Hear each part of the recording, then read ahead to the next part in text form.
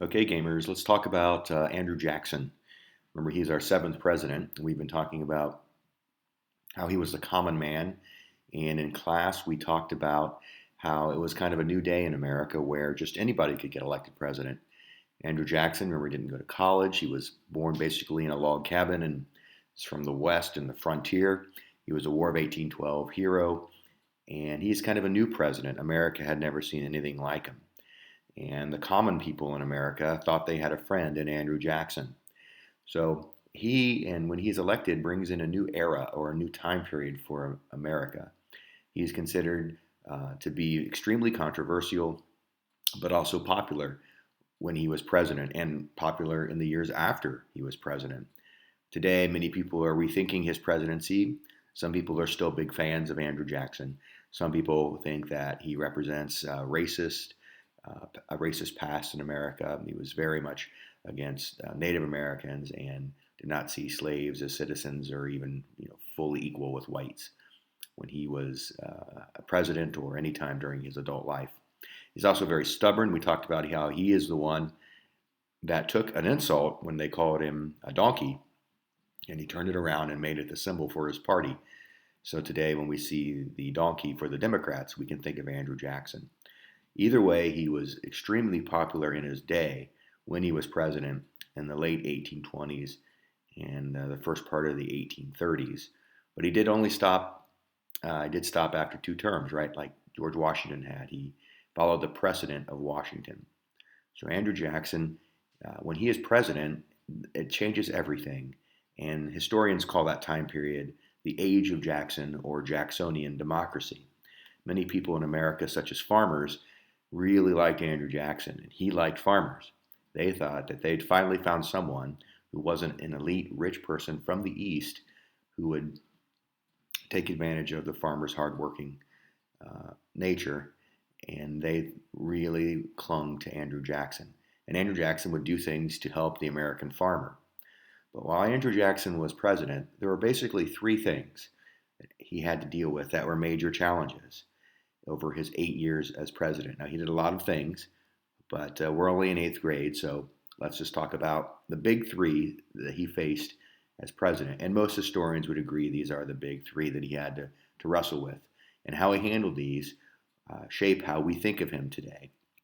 So his big three challenges were the status of Native Americans. Americans had found gold on a lot of the lands that belonged to Native Americans, and Andrew Jackson had no problem pushing Native Americans off their land. He saw the Native Americans as a conquered nation living within the borders of the United States. They didn't have all the rights that Americans had. And if they wanted to exist here, they had to follow the rules, much like a conquered people would have to follow the rules of the conquering army. So the way he dealt with Native Americans was important. He also thought and wrestled with the idea of what states could do. If states didn't like something that the national government was pushing or a law that the national government passed, many states thought they didn't have to follow it, and Jackson had to deal with that. Now remember, we're about 30 years away from a civil war, but these issues are popping up and Jackson has to deal with them. And finally, the role of the national bank. There was a Bank of the United States. We had talked about this with Thomas Jefferson and Alexander Hamilton when they wrestled with creating a bank. Well, here we are. It's time for the Congress to reauthorize the national bank during Andrew Jackson's time as president. And we're going to see Andrew Jackson was not a fan of the banking establishment. He didn't like bankers. He didn't like the wealthy. And he thought that bankers took advantage of farmers. So he set out to destroy the national bank. But let's go look at these issues one by one and talk about them for a few minutes. So in 1830, Congress passed a law. So remember, whenever you see the word act, you think of law. So the Indian removal law in 1830 was something that was passed by Congress. So again, Andrew Jackson, as the president, is required to enforce the law. So on this screen, you can see the migration, the forced migration of Native Americans all along the eastern side of the Mississippi River, from Florida, the Seminoles, the Cherokee in North Carolina and Georgia, and other tribes were forced to walk uh, all the way to what we would call Oklahoma today. And this would be known as the Trail of Tears. Andrew Jackson had no problem forcing Native Americans off their land so that white Americans could have it. Again, he saw them as conquered people. So he created, and Congress created, a territory in what would today be Oklahoma.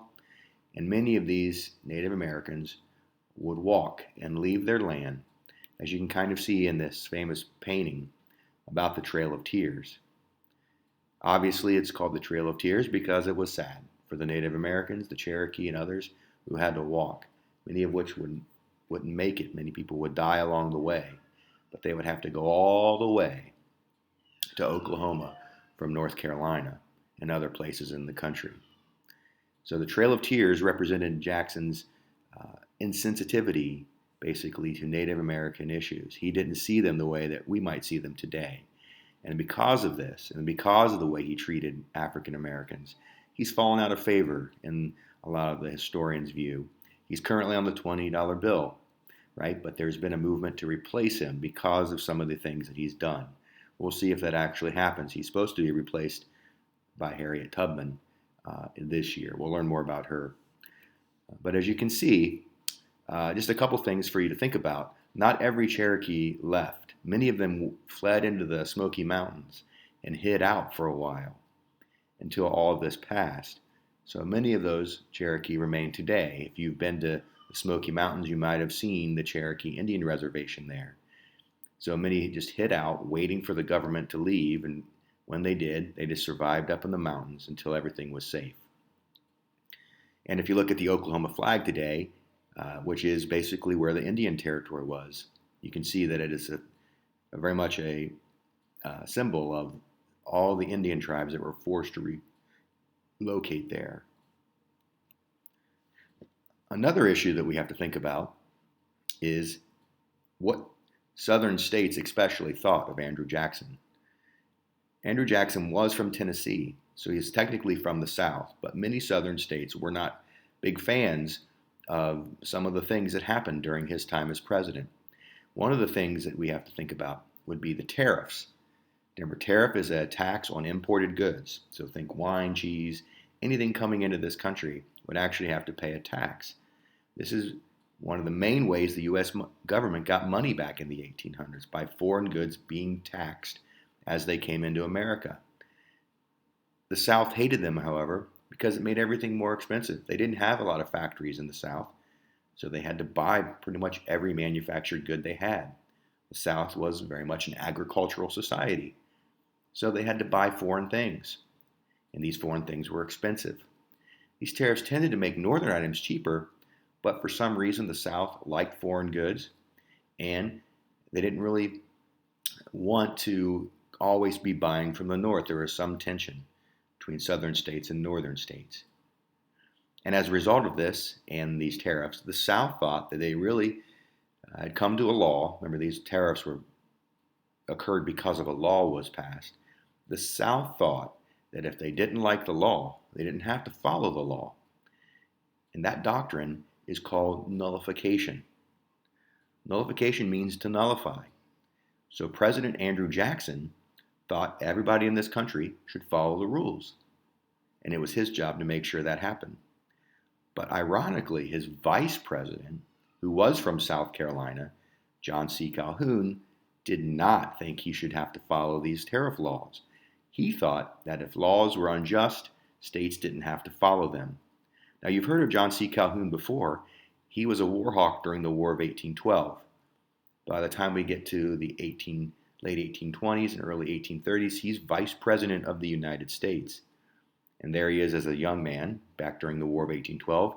And there he is as a creepy, scary old man when actual photography was invented. So that's John C. Calhoun. And he and Andrew Jackson battled over this. It's hard to imagine a president and vice president battling, but they did. And John C. Calhoun of South Carolina argued that South Carolina should leave the Union if they don't like the way things are going. So this word secede means to leave the Union. And here we are, 30 years before the Civil War, 30 years before South Carolina actually does leave the Union and start the Civil War. They're already talking about states' rights and what states have the ability to do. So we're seeing President Jackson versus John C. Calhoun, the vice president. And of course, Andrew Jackson wins. Vice President Calhoun backs down and actually resigns as vice president, but the seeds are already planted. The final thing we have to talk about with Andrew Jackson is his true hatred of the Bank of the United States. He disliked bankers. He thought that bankers took advantage of the working class. Bankers just moved money around while farmers worked hard in the sun all day, all year long, and barely made it while bankers sat at a desk and became rich on the backs of farmers and working class. So Jackson decided that he didn't like the bank anymore. He wanted it to go away. So he also thought it was unconstitutional. So he saw the presidency as a way to declare things and parts of the government unconstitutional. Now, the Supreme Court had already said the National Bank was constitutional, but Andrew Jackson saw his role as president as the same as the Supreme Court. If there was a part of something, a bill or part of the government that he thought wasn't constitutional, he thought he could declare it unconstitutional. So he was very much considered like a king. Many people who were not fans of Andrew Jackson saw him as a kind of a power-hungry tyrant. So Jackson, in the end, will defeat the bank. The bank goes away. Now, this is not all the banks, right? Every state has banks. There are lots of banks, but the big central bank went away for a while when Andrew Jackson killed it. And doing so, it really hurt the nation's economy. And we'll talk more about that a little bit later. So Andrew Jackson is definitely a strong president who was controversial, from his stance on Native Americans and the Trail of Tears to his tariff issue and the first talk of secession or seceding from the Union by South Carolina, and how he destroyed the bank in an effort to protect the common folks. And remember, the common people thought they had a friend in Andrew Jackson. So make sure you check out Schoology for all the learning activities related to Andrew Jackson and Jacksonian Democracy, and I'll be in touch soon. If you have any questions about this or you need me to clarify anything, send me a message. All right, Kaiser kids, see ya.